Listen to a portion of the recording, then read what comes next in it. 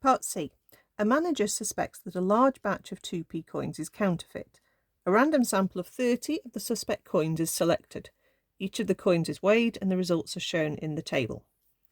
What assumption must be made about the weights of coins in this batch in order to conduct a test of significance on the sample mean? This is not asked very often, but it's basically that you would need your data to come from a normal distribution. Okay, so this batch of 2p coins need to be normally distributed themselves. Okay, it doesn't really say that in this bit. Okay, it was talking about the 2p coins in the whole country being normally distributed, but this batch of 2p coins might not be. So in order to do this test, we need to assume the weights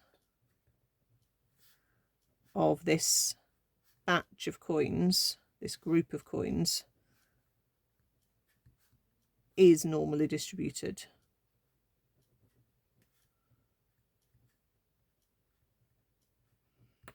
State with a reason whether you think this assumption is reasonable. Just look at how things are spread. Your median and your mean are basically the same value, okay? And then you've got pretty much the same gap, not exactly, but you know, a gap of about 0.2 that way and about 0.2 that way, a little bit more. And then a gap sort of not quite the same, but they're not too wrong, okay? It's relatively symmetrical, and you've got about 3 lots of your standard deviation to go out to either side. It's not bang on, but it's not far off. So basically, it's reasonable to assume this as the data shows symmetry.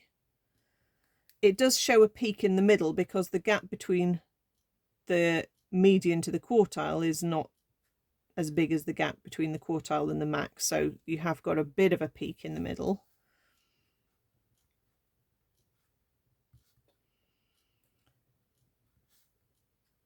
And the mean is basically the same as the median, which you would need for a normal distribution.